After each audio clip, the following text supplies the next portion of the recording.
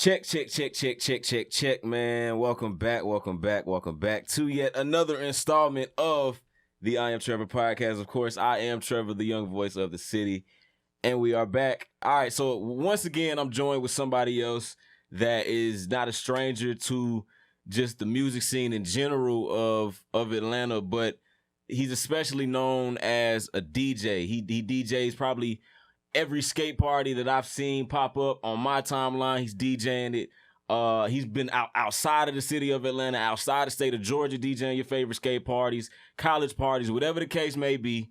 And now we are finally here for an interview. Ladies and gentlemen, DJ 23 live is in the building. What's going on, broski? Hey, what's up, man? What's going on with you? Yeah, we've been meaning to talk for a minute, bro. We've been meaning to talk. We ain't never really had a chance to chop it up for real. Yeah, for sure. We've both been busy, man, on our own schedule, just working.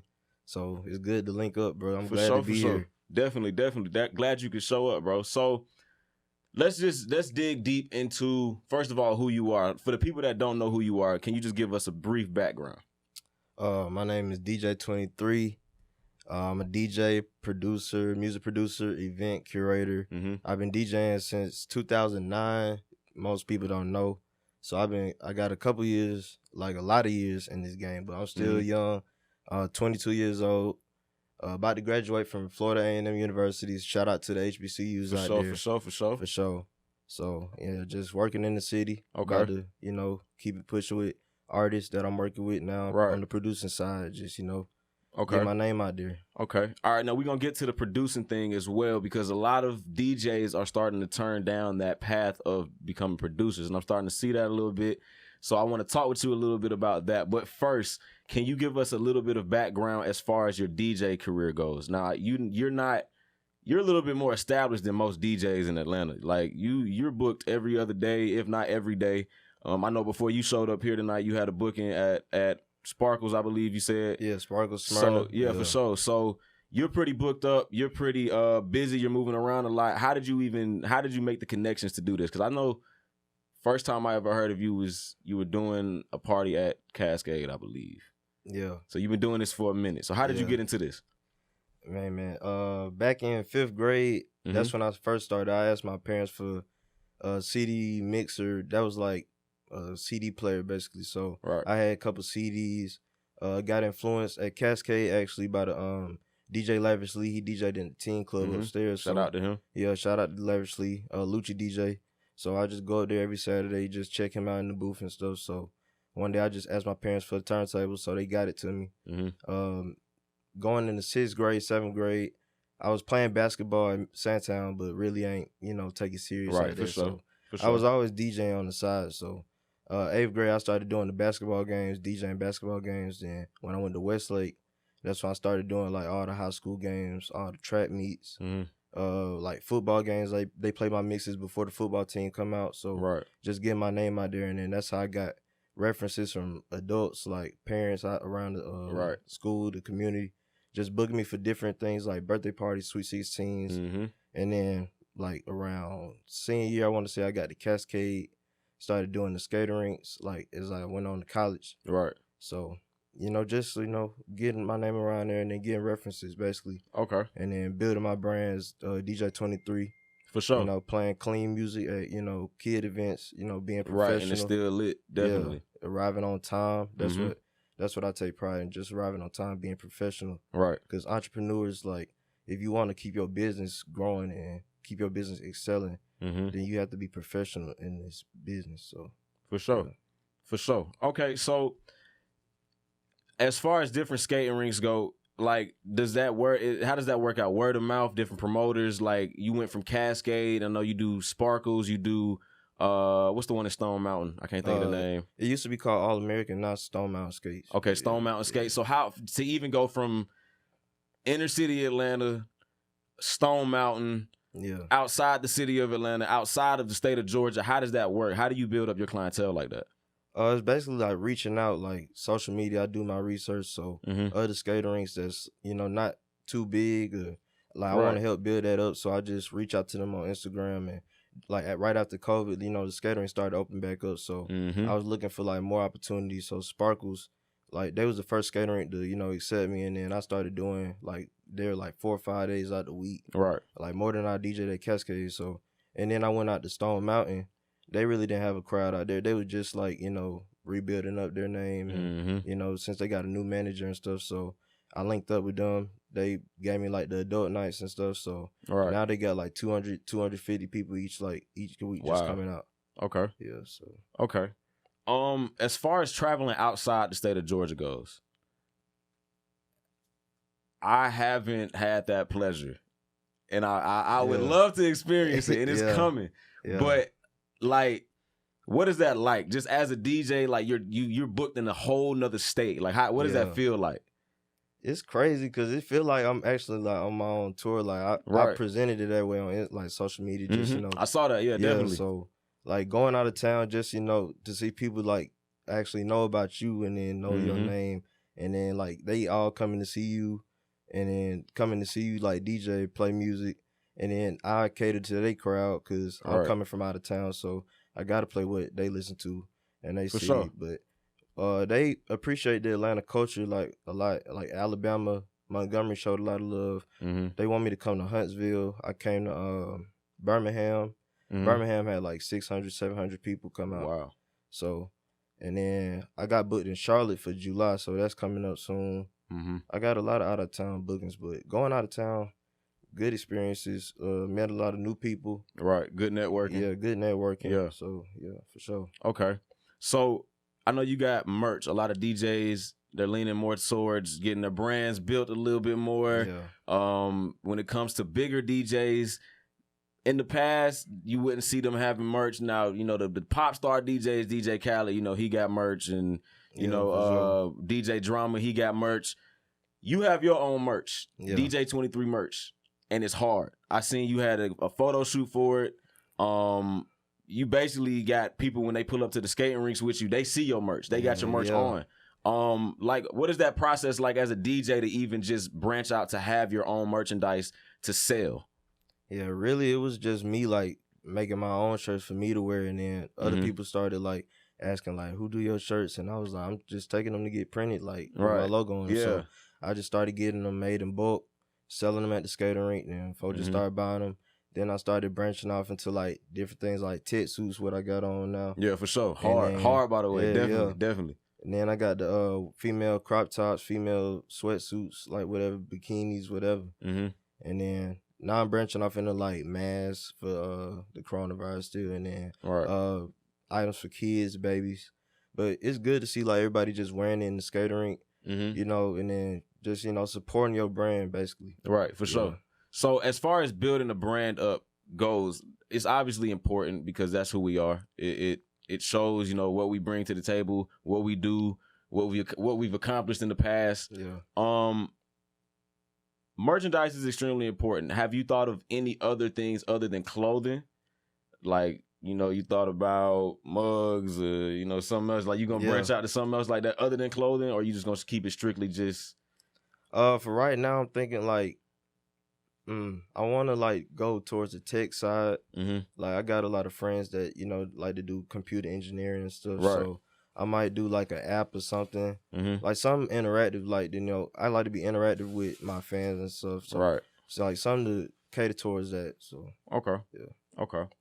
All right, so let's talk about. You said you produce, you make beats. The only other DJ that I know of that makes beats on a daily basis, other than you, is DJ Century. And shout out to him. He got what's Asian Doll. I don't give none of that. Yeah, he produced that one. Okay. So that's really the only DJ that I know of. And you know what? Now I won't say that. Epic too. Yeah, Epic does produce from time to time. Yeah, that's my dog. So what is that process like? Do you like the production side of things? And what role do you play as far as production when it comes to your artists? Yeah, I started producing like, I want to say like senior year of high school, and then I was, you know, improving my sound, trying to improve my sound going into college. So in college I did band. I branched off from producing. So right when coronavirus came, that's when I started picking producing back up. And then just getting better over time. Around like, I want to say May or June last year, And then October I dropped my producer tape. Okay. And then I gathered like a couple artists that I was working with, like Epic, Right. Get It In, Brent. He worked with Johnny Cinco and Kobe Rock, DJ Kobe Rock. Yep. Yeah, so just a couple local artists, just trying to showcase my sound, and still working with local artists in the Atlanta area. Okay. Yeah. So any placements besides just independent artists? Are you working on getting yourself placed with bigger artists right now? Yeah, I'm working with DJ Spins on getting placements. I can't say with who yet. Oh yeah, for sure. Hold that down. Hold that down. But definitely hold it down. But yeah, we got some big things on the way. Tune Free Recordings, everybody. We got some big things planned. Okay. All right, let's get into the competition of, I don't even want to call it a competition, but it's not competition. It's more like a friendly game. The friendly game of DJing. Yeah. Just like being a rapper in the city of Atlanta, it's everybody want to be everybody, you know what I'm saying? Yeah. So it's like it dips off into different sections. So you got your rappers, they want to be on. You got your hosts, they want to be on. You got your DJs, they want to be on. You got your photographers, they want to be on. You got your producers, they want to be on. Yeah, so, bro. As a DJ, do you find it competitive in the city of Atlanta to reach certain goals, or do you just stay in your own lane with it? I just stay in my own lane, to be honest. Like, I just focus on what I got going on.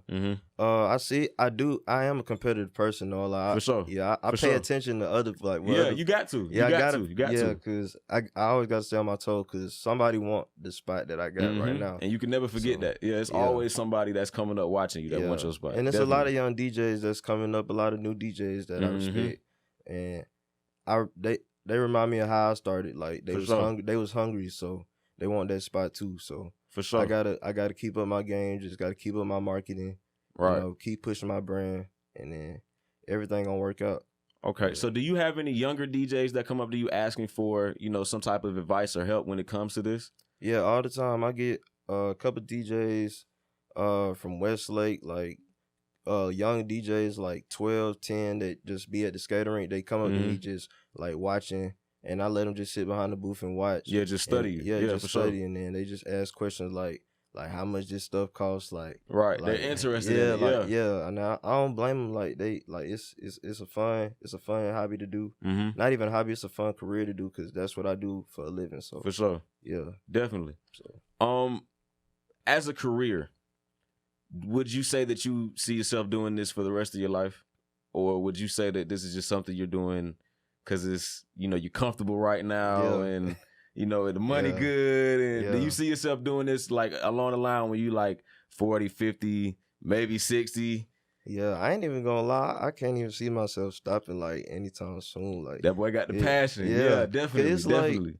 It's like when you've been doing it for so long, like you get attached to it. Definitely. Yeah. So, and then like being in music background, like playing in the band and stuff, and then, like, it just something about moving the crowd and seeing their reaction. Yeah. And then like them appreciating like what you're playing. So yeah, that's what I enjoy most about it. Okay. So you mentioned FAMU, HBCU. You mentioned you were in the marching band. You have a musical history, a musical background. How does marching band play into the production side of what you got going on? What were you involved in? Would you drumline or? I play trumpet. Okay. I played trumpet, and then I was drum major in high school for 2 years. Okay. Yeah. Okay. So as a drum major, you already know what's going on. That's keeping everything intact, keeping everybody on the same pace, everybody on beat. So that play, as far as production goes, is with beats, with even DJing, really. Yeah.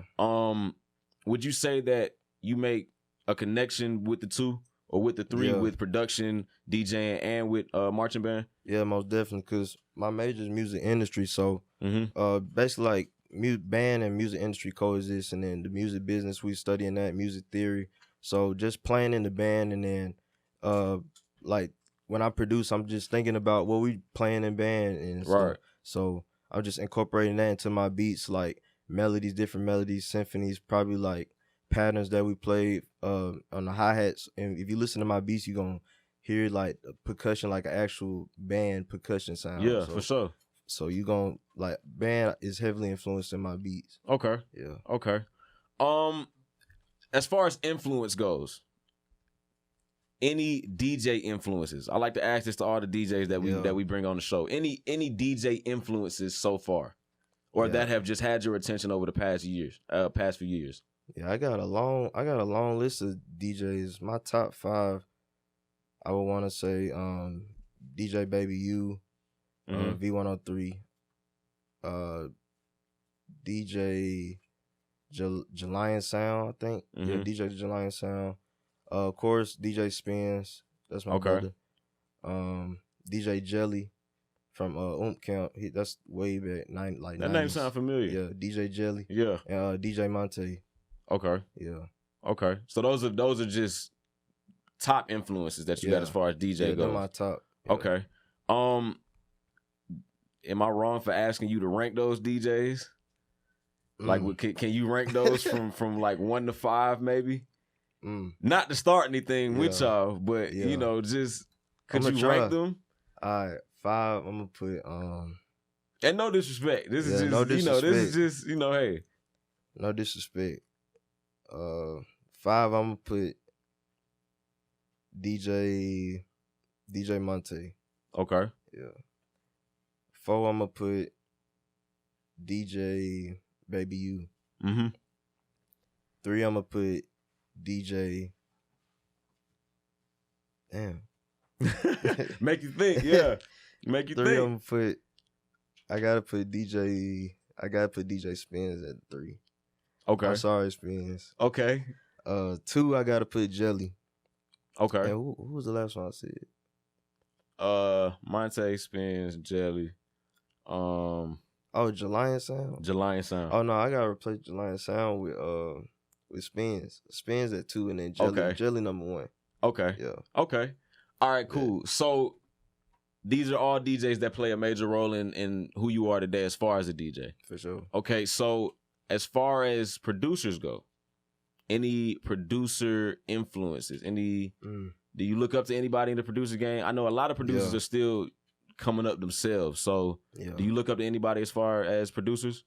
Yeah, I got a long list of producers too, because I like some of the young trap dudes, and some of the OGs like Metro, Sonny, Spins, of course, and then Southside, Zaytoven, and then you got the young trap niggas like Tay Keith, right? Who are Youngboy Brown. I'm trying to think of some more. There's a lot of hard niggas out here. It is a lot of hard niggas. Definitely. Even Mark B producing, like Mark For sure. B. Shout out Mark B. Yeah, definitely. Shout out Mark B. Damn. But it's a lot of them, bro. I can't even name them. I'm already knowing. Yeah, I'm already knowing. Shout out to all of them, bro. Okay, so as a DJ, you know, you can't just stick to one particular genre of music. So when it comes to your versatility, like, do you is it easy for you to bounce around? Like when you know, not even if you know, if you say, let's say you're booked for a crowd and it's a birthday party, but you don't know what type of crowd it is per se. Like, you know, it's just going to be some kids there between the ages of 13, 18, whatever the case may be, but you don't really know what type of music they like until you get there. Like, are you able to adapt to that situation well? Or, I guess, like, your genre, like the genre of music, basically. Yeah, I got a pretty wide music selection. I got, like, I want to say over, like, 50,000 songs on my laptop right now, but that's just, like, from downloading over the years. Right. Just DJing in front of a crowd, knowing how to read the crowd. Because, you know, anybody can play a record, but you got to know how to read the crowd and know what they like, know what they like to listen to. Like, because most of the time, I want to be playing what I want to, like, listen to. Be like that. Would I be bumping in the car on the way to the gig? Yeah, for sure. But, you know, I got to play, if it's an 80s party, if it's, like, 50 and up, I got to play 70s, 80s music. Like, but I got a long list of that, and I'm prepared for that. And if it's a Latin party, then I got a little Spanish crate. So go to that. Then Florida, DJing down at the Florida house parties. Got a little Florida crate. Got the South Florida. Got the DMV side. Got the upbeat Tampa. You know, you can take it anywhere, like with Florida, like anywhere. Okay. And then old school, you know, old school parties. I've been doing it all, like all types of events, bro. Okay. So as far as preparation goes for being a DJ, of course you got to have your music intact. As a host, personally, I've had my share of run-ins with DJs that, great DJs. You can mix, you can scratch, wonderful. But you don't have an updated library. Yeah. How important is it for DJs right now to keep their music library updated? And I mean, how often should they keep it updated? Be it that music drops every freaking day. That's when they should download. What's your best advice? My best advice is to download every day. For sure. Yeah, I download every day. Like, it's a new song that popping on TikTok every day. So I make sure I download that, because it's always a new song that somebody requests at the skating rink or anywhere at one of the events I DJ at that I ain't never heard of. And then when I go back home, it just dropped like yesterday. Type shit. So I'm always on cue with the drops. I got alerts from all the little music sites. So when some new drop, just download that, clean, dirty, instrumental, just have that ready to go. Okay. Like, even if I ain't gonna play it, like, I'm still download. Still prepare. Yeah, just still have it on the laptop. Like, definitely. Yeah. Definitely. Okay. Last question, and this is just kind of, just to get a broader understanding of who you are as a DJ. Would you say that, and I ain't gonna say it's not a broader understanding, but just, as far as being a DJ goes, Atlanta versus when you go somewhere else, what is the love like? What's the love like here versus other cities and other states? Because, it's a lot of fake love here. Yeah. It's a lot of, I don't even know what to call it. But what is it? Can you compare it to other cities and states outside of here? Yeah. I want to say, like, the love is definitely bigger, like, outside of the states, because, like, they look at Atlanta as, like, the shit. Like, when you say you from Atlanta, then, like, they think that's like a big thing. Like, I don't even be thinking like that. Like, oh, be it that we from here, it's like definitely. Shit, like, it's an everyday thing for us. But when you take it out of town and then you bring a whole, like, city with you, a whole movement with you, and then they get the experience that, because they don't get to come down here like that. Like, even Alabama, like, 2 hours away, they don't get to drive down here like that, 'cause some of them can't afford to travel down here. Some of them, like, don't get the time to come down here. So when we take that down there, then we have a big turnout. Take that to Charlotte, have a big turnout. Like, skaters gonna travel. Like, a movement gonna travel behind somebody who can gravitate the whole crowd. So that's how I look at it. That's real, man. That's real. Well, first of all, I appreciate you for even joining me today, bro. You're a DJ I've been watching for a minute, and you work with a lot of other DJs that I've been working with over the years. So to be able to sit down and finally get to know you a little bit more is a privilege. It's an honor, man. Thank you for being on the show. Appreciate you for coming through. Let them know where they can follow you at. Give them your social media. Let them know where they can get some merch at. All of that. Oh, yeah. Get that merch at dj23atl.com. For sure. And y'all follow me on Instagram, Twitter, at dj23_live. DJ and then number 23_live. Okay, and let them know your next. Where you gonna be at in the next couple of days and weeks? Where you gonna be at? Where your bookings at right now? I got the Skating Rink Tour Part 2 coming up, so y'all stay tuned for that. Sparkle, Stone Mountain, Skate Zone. We're really taking it everywhere around Atlanta, Skate Town. So y'all stay tuned for that. And on the producing side, we got the Mr. Bring the City Out tape coming soon, July 23rd. So y'all stay tuned for that. Most definitely. Well, ladies and gentlemen, DJ23 Live is in the building. This is the I Am Trevor podcast. I am the young voice of the city. Appreciate y'all for tuning in. Appreciate you for being here, my brother. Sure, bro. And shout out to my cameraman today, Digital DeAndre, my boy King Japster behind the cameraman. We've been working together for some years as well. Shout out Apollo J Gun. Shout out Where Sound Studios. We are here right now. And we'll see y'all in the next one, all right? Peace. Feel that, this that, that's that, incline, push forward, keep climbing, don't stop, keep shining, there's a thin line between love and hating ass niggas, friends and snake ass niggas, I know, be safe my nigga, be safe, my nigga, yeah, hit that lick then skate.